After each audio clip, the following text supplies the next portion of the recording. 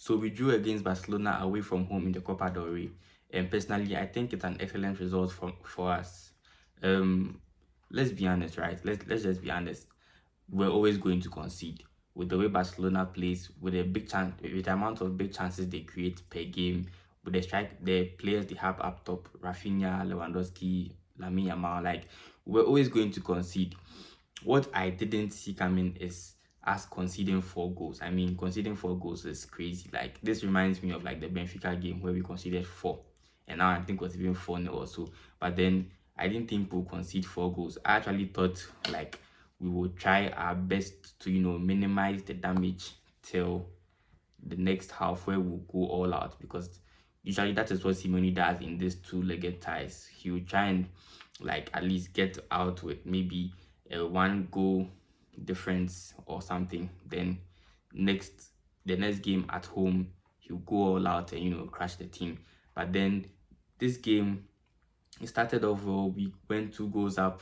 All of a sudden, Barcelona came and scored 3 goals in succession, making it 3-2 at halftime. And I wasn't really shocked. I was even shocked we scored those 2 goals early on in the first place, because I didn't think we were going to do much. Scoring 4 goals away from home against Barcelona was something I wasn't even I couldn't even dream about. Like, I couldn't imagine that 4 goals against Barcelona away. Like, if you've been an Atletico Madrid fan for long, we don't do well against Barcelona. It's something that is there. Us winning them this season in the league, I don't know, but I won't say it is luck, because we really grinded the game out, and we took our chances well. And against Barcelona, that's what you have to do. You have to take your chances. The little chances that you get, you have to take it. If you are able to hit them on a counter, you have to make sure you have the players up top with the ability to finish that chance, because you're not going to get that many chances, and you are always going to concede. Even the big teams conceded against Barcelona. If you look at Bayern, you look at Madrid, they all took about 4 or 5 goals. You will always concede. So when you get your chance, you have to take it, because you might not get as many chances as you might manage to get in the game. If you manage to have a turnover where maybe the one of the defenders or one of the players make a mistake, and you're able to get the goal, you're able to get the ball, and get a counter, you have to use that chance well, because Barcelona hardly make mistakes, and they're going to have most of the ball anyway. So I mean, the little chances that you get, you have to take it, and that's what we did.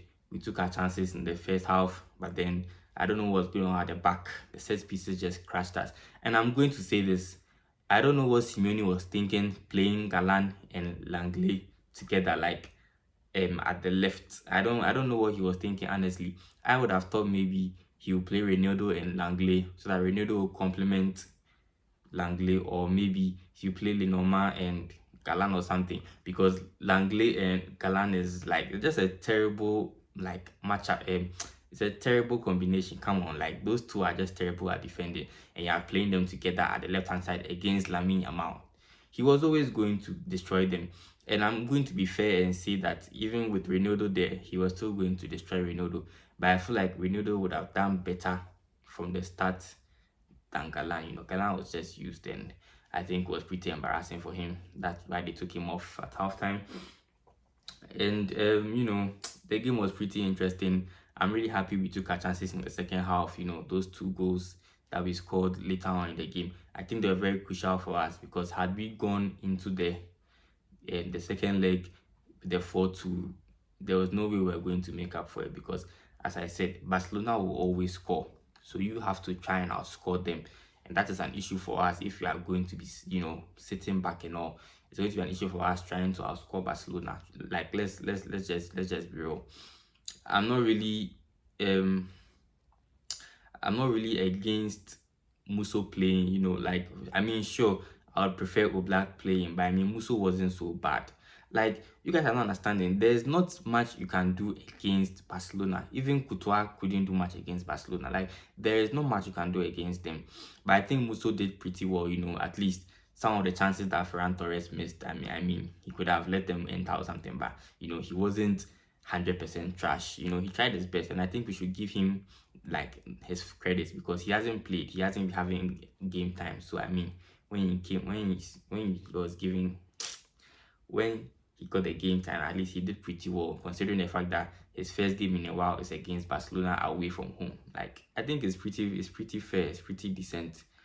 The next leg is going to be a little difficult, but then one thing I've realized is that we know how to exploit Barcelona's high line. If you look at the first game and you look at this game, I feel like we know how to exploit their high line, and we know how to use it without, necessarily being offside a lot of times. Not like how Mbappe was offside against them in the Super Cup also. Like, we know how to exploit it and use it very well. If you look at our two goals later, our two late goals, it was all, yeah, I think all our goals were even like that, apart from the first goal that was like from Alvarez. I think all the goals were the same thing, just using the high line against them.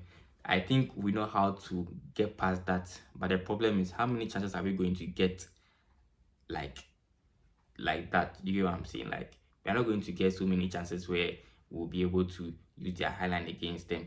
So we have to figure out a way to score without necessarily counting on them messing up at the back, or hoping that when we are making runs it's not going to be offside. We have to find a way to like cleanly score. um for those of you who are hitting on Barrios, you can hold that. I mean, Barrios is still young, he's still young, and you guys don't seem to get it. You guys don't seem to get something. For Simeone to trust a youngster to be starting consistently, for those who have followed this team for long, Simeone likes veterans. He likes old players. He doesn't like young players like that. So for him to be starting Barrios consistently, you should know there's something about this boy that he likes.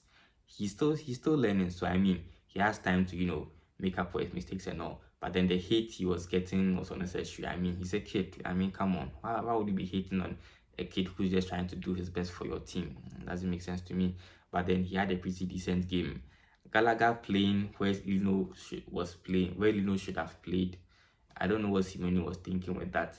Maybe if he had wanted Gallagher to play, he should have probably played maybe a 3-5-2 or so, because Gallagher playing on the left is a bit wasteful. It's a bit wasteful. I mean, he should have played maybe on the left or something. But I think, at home is going to be a different game altogether. At home we are not so bad, and we are very confident at home. Regardless, at home last season they scored us 3-0, but last season we were shit. So I'm not going to use that this season. We are very good. We have good players up front. We've boosted our defense, and the team is pretty confident. And I'm sure at home we are going to play all black. Let's just hope we don't get any injuries from now till then. Maybe to Alvarez or Griezmann, because that will really affect us.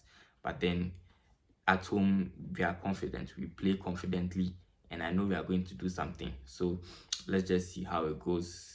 Solot, I don't know. Me, I've always liked Solot personally. I wasn't 100% against that purchase, but I just don't like the fact that we've bought someone of his caliber and he's always on the bench. That's the only thing I don't like about Solot's purchase. Apart from that, I really like Solot. I think he's a very good player. I just think we are not using him well. If you have a player who is very good with his head, you're supposed to give him crosses so that he can, hit the ball into the net. But then we are always giving him chances where he has to use his legs and all, and I don't think we are using him to the best of his ability. If he's good with his head, give him aerial ball so that he can head it in the back of the net. I think that's the best way to use Solot. But I'm not doing that, and I don't know why Simeone is not giving those instructions. But then when he comes from the bench, he does well, and I think he's more of a Korea type, where like a super sub, you bring him on when maybe the opponents are tired, and he can bully them and all that. I think he's better off like that. So let's just use him and see if Griezmann goes this summer. Maybe we can have an Alvarez and Solot pairing. I don't know who's going to create. Maybe that will leave Paul with all the responsibility of creating chances for them. But then I think we'll still have like a pretty decent attack with the two of them up front.